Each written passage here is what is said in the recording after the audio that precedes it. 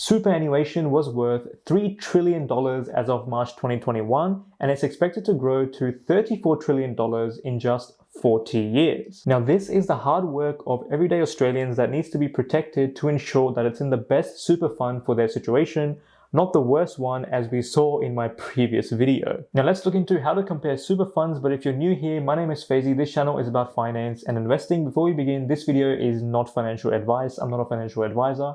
Please do some research on your own too. Let's jump into it. Now, I would say the biggest factors to look for when comparing super funds are fees and returns. Now, sure, there are other things that people care about, like stuff like types of insurances and types of products and, customer reviews as well. But I think largely people care about fees and returns the most. Of course, people want fees to be as low as possible, and they also ideally want to look for a fund that has had pretty decent returns over the past couple of years. So in this video, we'll be comparing these two factors more closely more than anything else. And the other thing you want to look for is when comparing super funds, you also want to make sure that you're comparing apples with apples, right? So you want to look for super fund products that are the same throughout. So as an example, let's say you're comparing a balanced super fund. You also want to make sure that the comparable super fund has a balanced portfolio as well. There's no point comparing a balanced portfolio to a high growth portfolio because the asset allocation is completely different or quite different, and the returns are going to be very different, as you can imagine. Same with comparing a conservative portfolio to a high growth portfolio.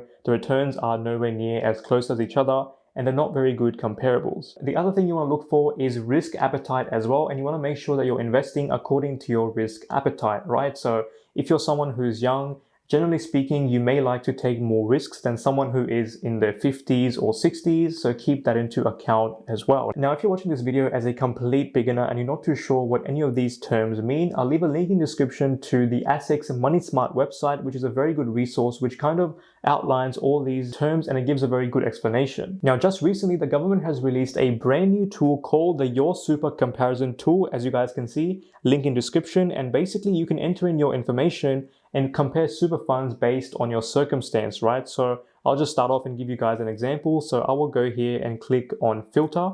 And as you can see, we have some basic information that we have to put in. So I'll chuck in my age, which is 23, and then roughly what is my super balance, right? So currently my super balance is just under 30K. So I'll just chuck in 30K just as a roundup. And we can just click on view results to see what we can find. Now, once you click that, you'll be given a bunch of results, as you guys can see. And what you want to do is you want to sort by 7-year net return to see what super funds have done the best in that 7-year period. And since we do that, we can see that we've got 5 super funds or whatnot, which have performed quite well, and they've given a return of over 9%. So we've got Local Government Super at 9.5, Aussie Super, Host Plus, Guild Retirement Fund, and Aon Master Trust. Now, in this tool, unfortunately, you can only compare 4 super funds at a time. So what we'll do is we'll just compare the top 4 super funds as we can see. So all the way up to Guild Retirement Fund. And then what we'll do is we'll go down here and we'll basically click compare. And what this will do is this will load a nice table for us, as you guys can see, and this will basically try to tailor it based on our circumstance, right? In a way. So as you can see, when we compare these 4 funds, we can see that the past 7-year return has been pretty good. It's over 9%.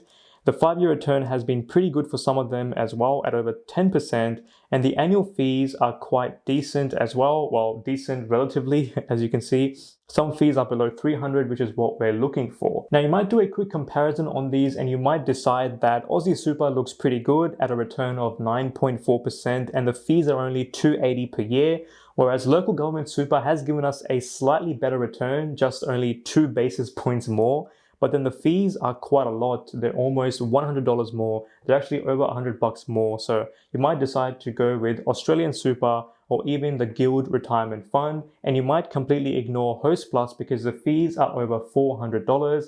But when it comes to this sort of stuff, you want to make sure that you're choosing products that are based on your specific circumstance and also follow the advice of the ATO. And what they're telling you is everyone's situation is different. We recommend you seek independent financial advice. And look, I would say the exact same thing. I want to make a guide on how to research funds, but I can't specifically pick a fund for you guys. I think that wouldn't be fair at all. And I'm nowhere near qualified to actually give you a fund and just tell you, yeah, this is the right thing for you. It's just not fair. Now, if you see right here, you can see Australian Super and Host Plus as well. Now, if you go on a few blogs and a few websites, and if you also read The Barefoot Investor, you will see that Host Plus and Australian Super is recommended quite a lot. A lot of people actually are with these two funds. And look, just make sure, once again, do the research. Don't just, go to these funds because everybody else is doing it. Make sure it's the right thing for you. Now, one criticism of this tool is the fact that it is only giving you 7 years worth of net returns. It is not giving you more returns than that. And that kind of sucks because superannuation is a game of decades. It is a very long-term investment gain, right? You're going to be investing for pretty much the majority of your life, and just looking at a fund and looking at the returns for, 5 years, 3 years, and 7 years, it doesn't really tell us too much. What we ideally want to know is if the fund has been doing quite well for the past couple of decades, but we can't see that because a lot of the funds are quite new and so on and so on. Now, you might think to yourself, why look at past performance when past performance cannot guarantee future performance? And what I would say to that is, of course, past performance can't really predict the future. However, if you've got two funds, one fund has been doing pretty well for the past couple of years, one fund hasn't really been doing too well, the average person would likely pick the fund that has been doing quite well for the past couple of years. And I think this is pretty much the way that people make decisions when it comes to this sort of thing. Now, a couple of things you can do to research these funds even more is to go on websites like CanStar, as you guys can see. So I've pretty much added in my relevant information, 18 to 29 and super balance of 0 to 55K. And we can see that we've got a bunch of results. Now, with websites like these, they pretty much promote those links at the top. And these links like YourSuper and AwareSuper, these ones may not be the best thing for you, so just keep that in mind.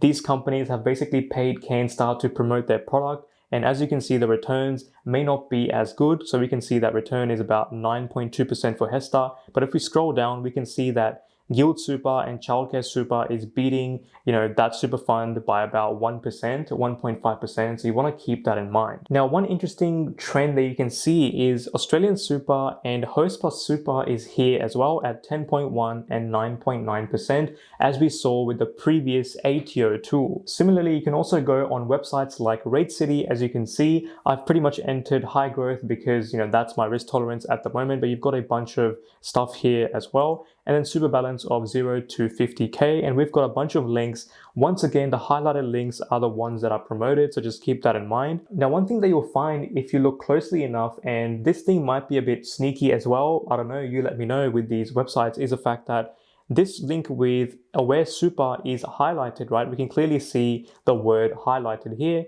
These ones, however, don't have the highlighted word, but these are still promoted links, as we can see right here. So if you're looking at it as a very kind of high level view, you might actually miss the word highlighted here, and you might think that these links are not promoted, especially with the word promoted being kind of written off to the side. So you might actually miss the fact that it's promoted. When I was first looking at it, I thought that these links weren't promoted. However, all these links are promoted links just because they don't have the word highlighted here in very kind of yellow boldness. These are still promoted links, and they might not be the best things for you. Now, the other thing you could do is also look up Stockspot's 2020 Fat Cat Funds report, right? It sounds a bit funny, but it is pretty useful. I think the 2021 report is out as well, but as you can see, once you load up the report, they have basically ranked top super funds in Australia. So as we can see, if we scroll down with the top aggressive growth funds, we can see that once again, Host Plus and Australian Super are up there, along with UniSuper, as we saw previously as well. So this report can be pretty good to help you compare super funds as well. And then just for fun, looking at the worst performers, we can see that AMP has gotten a return of 0.6% per year. That is worse than a savings account. I cannot believe that people's money is being, wasted away like that. It is pretty shocking. And then you've also got a lot of one path products as well, Zurich and Macquarie and stuff like that. So you do want to pay attention to reports like these. So basically the way that you would compare these super funds is try to look at all the different sources that you can find with all these different comparison websites, the ATO website, reports like these with the Fat Cat and the Fit Cat report, and basically look at super funds which you can find that are overlapping between these websites. And once you find these funds, research into them more and see if they fit you and your risk appetite. Now let me show you guys just how important it is to actually look after your super, because this is literally a game of decades and the power of compound interest comes into play as well. And this is very important. So according to news.com.au, which is probably not the most reliable source out there, let's be honest, it's news.com.au, the average full-time salary is now above $90,000 for Australians, which is pretty high in my opinion. Now, if we actually factor in people that work part-time retirement and whatnot, the average salary is actually more like $69,000 or $68,000. So let's just round it down to $65,000. Now, if we divide that by 12, the monthly income is about $5,400, and of course, 10% of that is going to be allocated towards super. And just to be even more conservative, we'll just call it $500 per month going towards your super. Now, if we plug this into a normal compound interest calculator, as you guys can see, for 40 years, and if it compounds annually at about 8% return, you'll be ending up with somewhere around $1.5 million at retirement, right? That is a lot of money. But let's say that you invested with a fund that wasn't really good and the returns they were giving you were quite horrible. Let's just say 6% per year. Now, if I actually adjust this, you guys can pretty much see that your returns drop to roughly around $900,000. Now, that is a literal drop of about $600,000, which is pretty insane. So as you can see, it is a pretty insane difference to be in a fund that is underperforming, and all those people that were with those underperforming funds that we just saw with OnePath and AMP, I really hope those guys are looking to change things as soon as possible, because, you know, getting such a horrible return on your money is very horrible, right? Like, we trust these companies to, you know, act in our best interest and to give us returns. But seeing stuff like that is just horrible. So let's say that you're earning the average salary, which is 90K per year according to news.com.au, if that's even accurate. If we divide that by 12, we get about 7.5K per month. Now, if we look at the super component, that is going to be about $750 per month. And at a return of about 8%, we can see that what you end up with is about 2.3 million, which is pretty insane. But once again, if that was downgraded to a crappy fund, let's just call it that, the return drops by almost $1 million at 1.4 million. So yeah, as you can see, the returns and the differences are absolutely insane. And I hope this really drives home the point of super, right? And look, we get it. Super is not the most exciting thing. Like, as I said, I'm 23 years old, and retirement is literally, you know, 40 years away. And that is something that I personally do not like to think about. It is so far away. Why even, you know, think about something that is so far away, pretty much. But if you really look at it, it is your money. Just because you can't access the money now doesn't mean that it's not important. You know, you work very hard at your 9-to-5 job, at your small business, whatever it is that you run, you know, whatever it is that you work hard for. And you want to make sure that it is invested with a fund that really cares, not really cares, but just gives us the returns. Now, one thing you can also do if you're with multiple super funds is to consolidate your funds. If you've had multiple jobs in the past, maybe you've worked at retail, then fast food, then an admin job, then a corporate job, whatever it is, you may have multiple superannuation accounts opened up for you that your employer just opened up, and consolidating them might be a good thing to do. I think it'll be a good thing to do for most people.